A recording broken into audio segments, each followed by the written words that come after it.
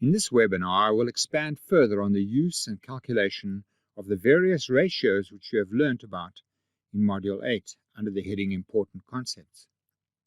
I will assume that you are familiar with that module, and while I am speaking, it would be useful for you to have that module open in front of you.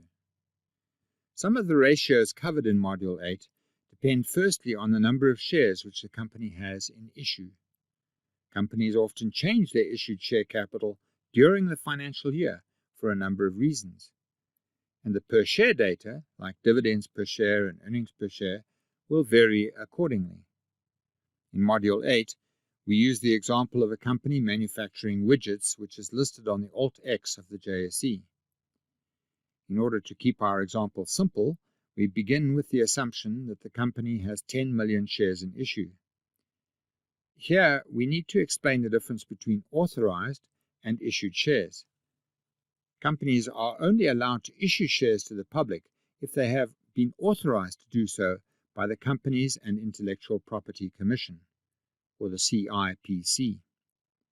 A company can easily increase the number of shares which it is authorized to issue by simply applying to the CIPC. Most companies are authorized to issue more shares than they actually have issued, so this gives a rise to the difference between authorized and issued share capital. Companies can change the number of shares which they have in issue in various ways. For example, they could make an acquisition in terms of which they buy another company and pay for it partly or totally by issuing additional shares to the sellers. They can raise additional capital by issuing more shares to the public in exchange for cash. They might have an employee share option scheme, in terms of which their loyal employees receive shares in the company after completing specified periods of service. They can pay out a scrip dividend, which means that instead of paying shareholders a cash dividend, they get shares as their dividend. That would increase the number of shares which the company has in issue. They can decide to do a share split. A share split means splitting every issued share, say 10 for 1. This results in every shareholder having 10 times as many shares trading in the share market for approximately 1/10 of the previous price. They could also do a 10 for 1 consolidation, which is the opposite of a share split. Consolidations are relatively rare in the share market and have the effect of reducing the number of shares in issue. Thus, a 10 for 1 consolidation, a shareholder with 1,000 shares before the consolidation would end up with 100 shares, but trading at approximately 10 times the price. Of course, these changes to the number of shares in issue can happen at any time during a company's financial year. For this reason, if there have been changes during the year, the company will use the average number of shares in issue during the year. If, for example, the company began the year with 10 million shares in issue, but issued a further 6 million after 6 months, then the average number of shares in issue over the whole year would be 13 million, and that is the number that would be used to calculate the earnings per share and dividends per share. And the company would have ended with the year with 16 million shares in issue, which companies use to calculate what they call their fully diluted earnings per share and dividends per share. Obviously, the number of shares in issue has a direct impact on the various calculations covered in Module 8. The other aspect of the calculations in Module 8 is that they refer to a company's earnings. The earnings of a company can also be subject to a number of complications. For example, listed companies are required to produce 2 sets of financial statements during their financial year, interim and final. The interim financial statements will give you the earnings generated and the dividends paid for the first 6 months of the year. To calculate the earnings and dividends per share using these figures, you will either have to annualize them, or you will have to add the earnings and dividends of the second half of the previous financial year. Most companies historically earn more in one half than another, so annualizing the interim figures may be misleading.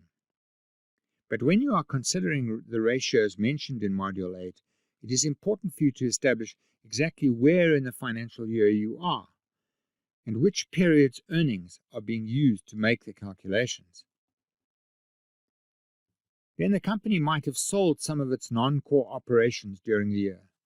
If this is the case, they will probably give you their earnings per share for continuing operations, so that you can evaluate their profitability on their remaining businesses.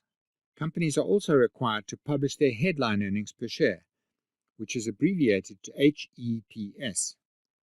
Headline earnings exclude anything which is considered to be outside of the company's normal business. So, for example, the company may be a retailer whose normal business is to sell groceries and related products through a chain of supermarkets. If such a company were to sell a piece of land and make a profit on it during the year, then that profit would be excluded from its headline earnings, because the company is not in the business of buying and selling land. This leads to a distinction between basic earnings per share and headline earnings per share. Companies are required to report both. Obviously, all per share data, like earnings per share and dividends per share, is based on the company's most recent financial statements. In terms of the JSE rules, the company must publish those financials within 3 months of the end of each financial period. This means that the earnings and dividends that you are looking at actually happened between 3 months and 15 months ago. But you are comparing these historical figures with today's share price to get the earnings yield, dividend yield, and the price-earnings ratio, which is not really logical. You should try to forecast what you think the company's earnings will be in the current year, and use that to get a better idea of those ratios. Ratios which are based on the forecast of future earnings are known as forward ratios. So you can get your forward earnings yield or your forward price-earnings ratio. In terms of the JSE rules, listed companies are required to help you with estimating their future earnings by issuing trading statements in advance of the publication of their financials. As soon as a company can establish that its earnings or headline earnings will vary by more than 20% in either direction from the figures for the previous year, they are required to issue a trading statement to say that they expect this to happen. Then later, when the company has a better idea of exactly what its earnings and headline earnings will be, they will issue another trading statement which gives you an estimate of what they expect their earnings per share and headline earnings per share to be.